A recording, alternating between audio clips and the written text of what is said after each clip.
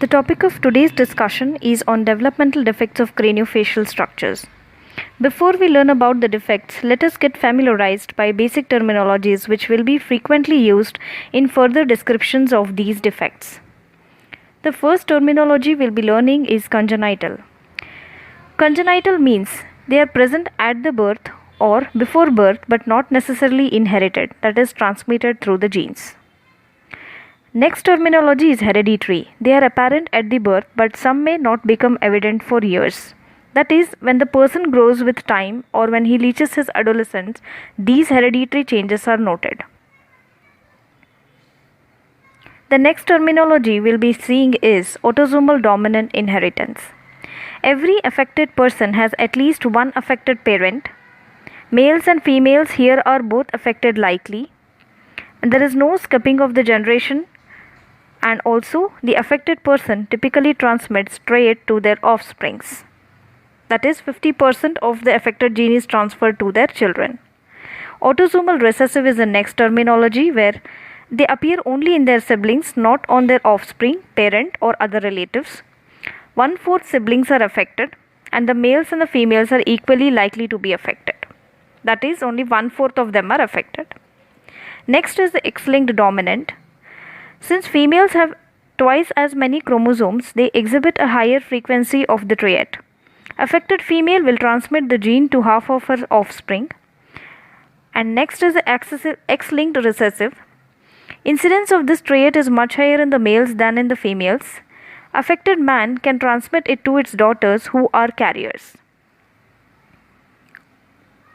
Developmental anomalies of the head and neck are originated during the transformation of the brachial system into adult derivatives. That is why they result into developmental disturbances in the craniofacial structures maximum. The first defect of the jaw is agnathia. It is also called as hypognathus. It is derived from the word gnathus meaning the jaws. It is total absence of either one or both the jaws. The clinical features are there is absence of the mandible as seen in the figure. There will be missing hyoid bone.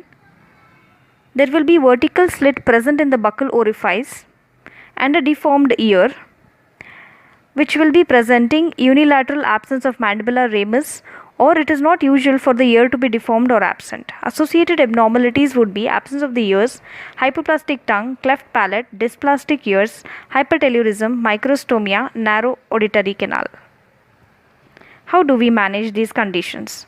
Surgical reconstruction should be considered, though it is difficult, but it has to be done in very severe cases.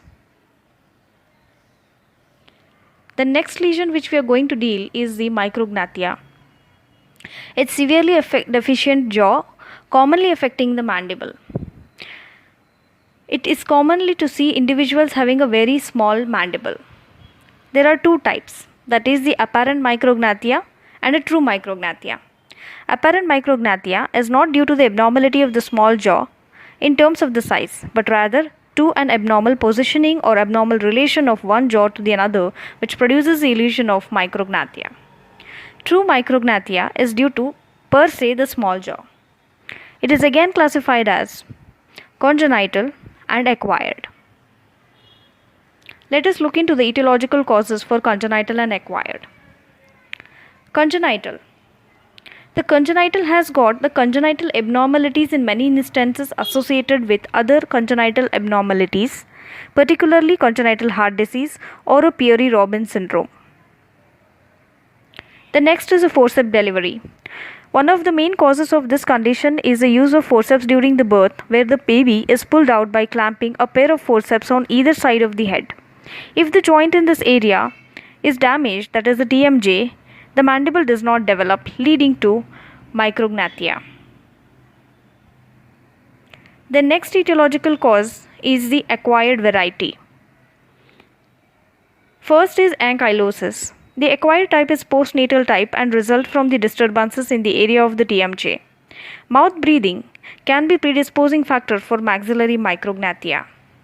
Agenesis of the condyle also results in true mandibular micrognathia. Posterior positioning of the mandible with regard to the skull or a steep mandibular angle will result in the true micrognathia. Clinical features. The signs with which the patient present would be micrognathia, causing abnormal alignment of the teeth. This can be seen by observing the occlusion of the teeth of a person. Often there will be not enough good room for the teeth to grow. If the upper jaw is short, then the occlusion may be abnormal. Symptoms. In true micrognathia, the jaw is small enough to interfere with feeding of the infant and may require special nipples in order to feed adequately. There may be difficulty in respiration due to the small size of the arch, and the jaw is not able to accommodate the large size of the tongue, which is forced back into the oropharynx, blocking the airway passage as shown in the picture. Let us look into the syndromes associated with micrognathia. Those would be Pury-Robin syndrome, Hallermann-Sheriff syndrome, trisomy 13 and 18, Turner syndrome, Treacher-Collins syndrome, and Marfan syndrome. How do we manage these conditions? Orthognathic surgery to be considered whether it is a small maxilla or a mandible. The surgery is followed by orthodontic appliance to correct the malocclusion. It can be either by the lingual or buccal braces or Invisalign. The next is macrognathia. It refers to the condition of abnormally large jaws. It is also called as megagnathia. Macrognathia literally means a large jaw. The mandible is most often affected in this case. The etiology would be pituitary gigantism, Paget's disease, and acromegaly. Pituitary gigantism, there is generalized increase in the size of the entire skeleton. Paget's disease will show overgrowth of the cranium and the maxilla, and acromegaly, there is progressive enlargement of the mandible owing the hyperpituitarism in the adults. Presenting clinical features would be prognathism, which is due to the disparity in the size of the maxilla to the mandible and posterior positioning of the maxilla in relation to the cranium. The mandible here is measurably larger than the normal. Basically, the body is increased in the length. Gummy smile. This may be because of the elongation of the maxilla. There is much show of the gums when the patient smiles, so there is this called as gummy smile. Next is the ramus. The large ramus which shows or forms a steep angle with the body of the mandible, and there is also a prominent chin button. How do we manage this condition? Osteotomy is a treatment of a choice. Resection of a portion of the mandible to decrease the length followed by orthodontic treatment is a must. The next is the facial hemihypertrophy. It's also called as Friedreich's disease or hemihyperplasia. It may involve the entire half of the body, one or both limbs, face, head, and associated structures. Represents the hyperplasia of the tissue rather than the hypertrophy of the tissue. Etiological factors are endocrine disturbances because of the hormonal imbalance, leading to hemihyperplasia, genetic abnormalities because of the chromosomal abnormalities associated, vascular abnormalities involving the lymphatic and vascular drainage abnormalities, and neurogenic causes where neurogenic malformation may act as causative factor for the disease. Presenting clinical features. Age and gender distribution. It has a vague onset, usually in the childhood, adolescent, and early life.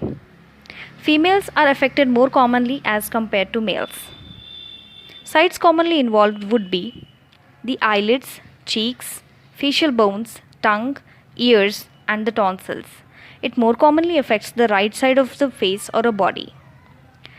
Enlargement of one half of the head may be present since birth, and this enlarged side will grow at a rate proportional to uninvolved side. Symptoms presenting is occasionally poorly localized vague painful sensation in the muscles affected.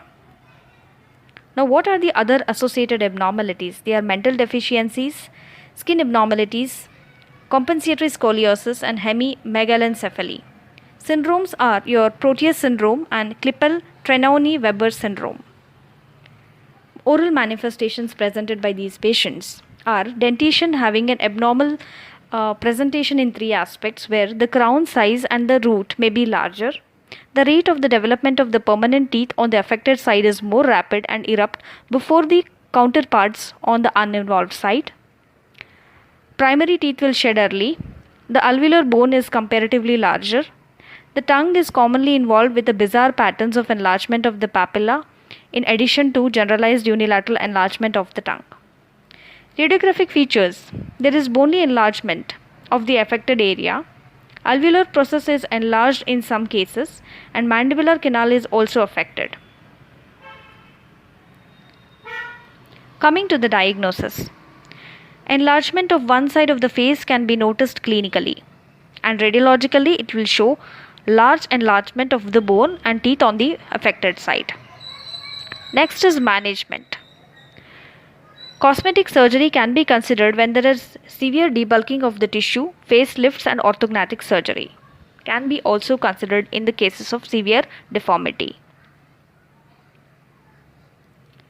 The next defect which we'll be dealing is facial hemiatrophy. It is also called as Parry-Romberg syndrome.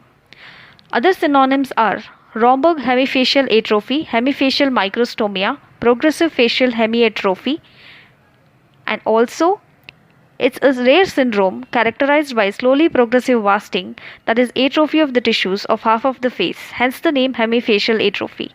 Wasting is associated with skin, cartilage, connective tissue, muscle and bone. It is described by Parry in the year 1825 and well documented by Romberg in the year 1846. Hence the name Parry-Romberg syndrome. Moving to the etiopathogenesis. Idiopathic. The causes are unknown. Next is a familial. Next is a localized scleroderma. There is a construction of tissue which may lead to progressive hemifacial atrophy. Malfunction of sympathetic nervous system.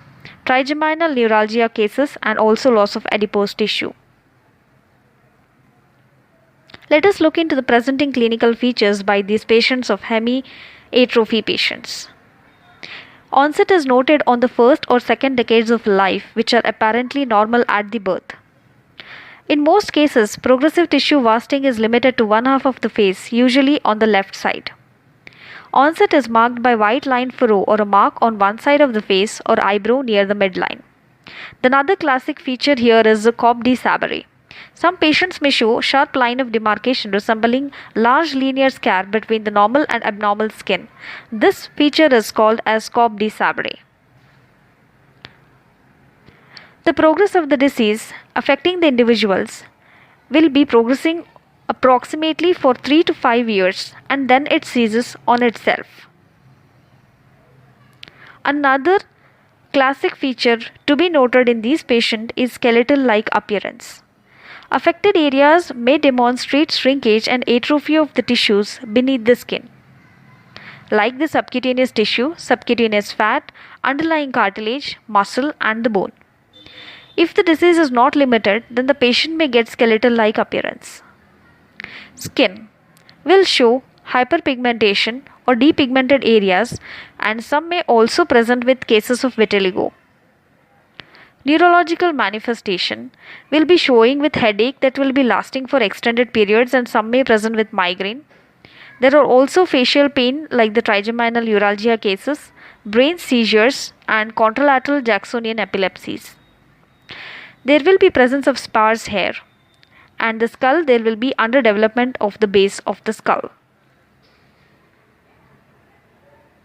Oral manifestation. The lip and the tongue.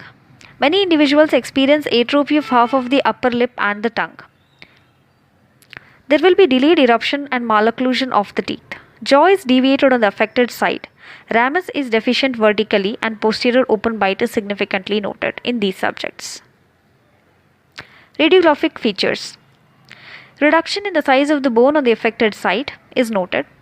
There is also reduction in the size of the condyle coronoid process and overall dimension of the body and the ramus of the mandible is decreased.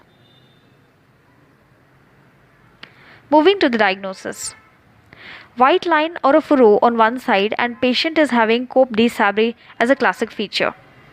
Radiologically, there is reduction of the size of the bone on the affected side.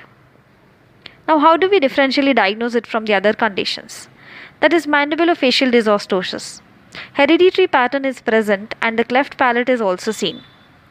Hemifacial microstomia, These are congenital and non-progressive conditions. Post-traumatic atrophy. History is important, and partial lipodystrophy is usually bilateral. So, how do we manage these conditions? Surgical reconstruction involving orthodontic treatment and other treatment modalities can be considered. So, summary in the small box of a memory. What all we learned today is the terminologies congenital and hereditary, that is, congenital present at or before the birth but not necessarily inherited. Hereditary is present at the birth but may not be becoming evident for years. Autosomal dominant inheritance, where 50% of the genes are transferred. Autosomal recessive, where 1/4 of the siblings are affected. We learned about X-linked dominant, X-linked recessive. X-linked is more common in the females, X-linked recessive is more seen in the males. Then we learned about agnathia, that is hypognathous, absence of the jaw, mandible commonly affected. There will be absence of the mandible hyoid bone. The next we learnt is about micrognathia. A severely deficient jaw, mandible is again more commonly affected. There are two types, that is apparent and true micrognathia. So, how do we diagnose them is by presence of severely deficient jaw. Next is macrognathia, is also called as megagnathia. Causes are pituitary gigantism, Paget's disease, acromegaly. Diagnosis is by the presence of gummy smile and also prognathic mandible. Facial hemihypertrophy is Frederick's disease because of the hyperplasia of the tissue on one side of the face.